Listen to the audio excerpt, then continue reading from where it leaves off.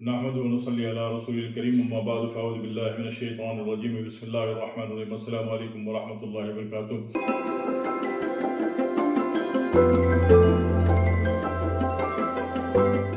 ابریشن کے فوائد کے بارے میں بہت سارے احباب نے ارشاد فرمایا تھا کہ میں عرض کروں۔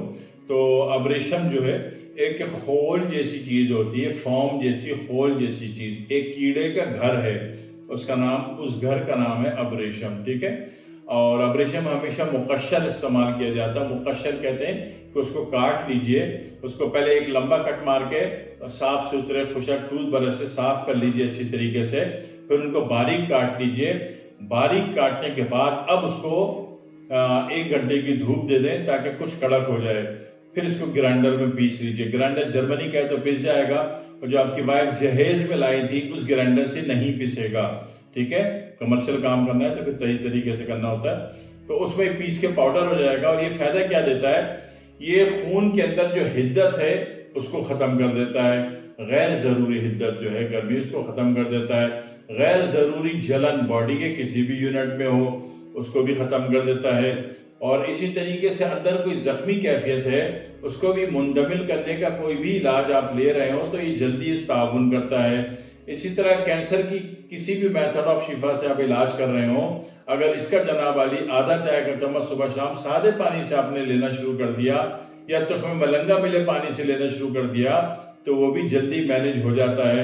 اسی طرح بواسیر کا آپ کوئی بھی علاج کروا رہے ہوں، اور یا فائبرائڈ کا آپ کوئی بھی علاج کروا رہے ہوں، تو ایسی صورت میں بھی اس کو اس طرح آدھا چمچ اس کا پاؤڈر صبح شام جو ہے تخم ملنگا ملے پانی سے لے کے معاملات جلدی ریپیئر ہو جاتے ہیں۔ اور کسی بھی اعتبار سے خون بند نہیں ہو رہا، بی پی ہائی ہو گیا، بی پی شوٹ کر گیا، یا بلیڈنگ بہت ہو رہی ہے، وہ مینسز والی ہے، وہ جناب علی فائبرائڈ والی ہے، وہ سسٹ والی ہے۔ سسٹ 2 ہوتی ہیں نا، خون والی تھیلیاں ہوتی ہیں، رسولیاں ہوتی ہیں، پانی والی ہوتی ہیں۔ مطلب ہے کہ خون آ رہا ہے کسی بھی اعتبار سے کہیں سے بھی، وہ ناک سے آ رہا ہے، کان سے آ رہا ہے، آنکھوں سے آ رہا ہے، باتھ روم والی جگہ سے آ رہا ہے، پیشاب سے آ رہا ہے، تو ایسی صورت میں بھی اس کا آدھا چمچ صبح شام اگر آپ نے لے لیا تو اس میں ملنگا ملے پانی سے، تو معاملات بہت جلدی کنٹرول ہو جاتے ہیں۔ جو بے تحاشا آپ کا خون بہ رہا ہے وہ ٹھیک ہو جاتا ہے، ٹھیک ہے۔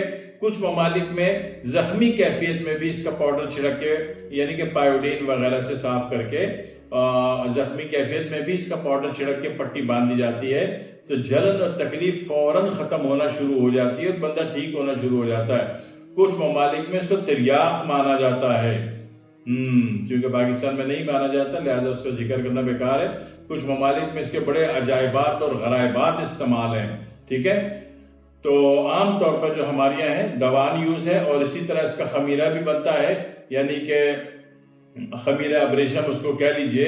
ہمدرد طیبی، اجمل قرشی، اشرف لیبارٹری، جتنے بڑے ادارے ہیں سب بناتے ہیں، اور بڑے تسک و احتشام سے طریقے سے اور بڑی عزت کے ساتھ اس کو صفائی کا خیال رکھتے ہوئے اس کو بنایا جاتا ہے۔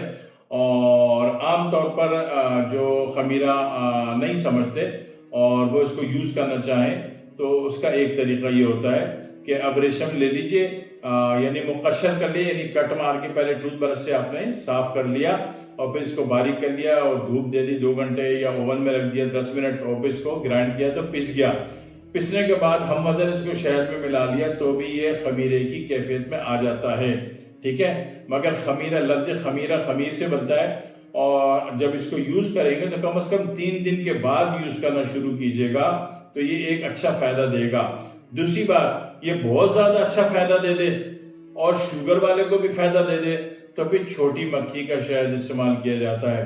چھوٹی مکھی کے شہد کے اصول میں بندہ 100% آپ کے اعتبار والا ہونا چاہیے، ٹھیک ہے۔ چھوٹی مکھی کا شہد لے رہے ہو تو واقعی وہ چھوٹی مکھی کا شہد ہے، جس کا پروف یہ ہے کہ چھوٹی مکھی کے شہد کا، کہ آپ اپنی شوگر چیک کرو، چھوٹی مکھی کا شہد یا اس میں بنی ہوئی کوئی بھی دوا لو، 6 منٹ بعد دوبارہ شوگر کرو، تھوڑی سی گری ہوئی ہوگی۔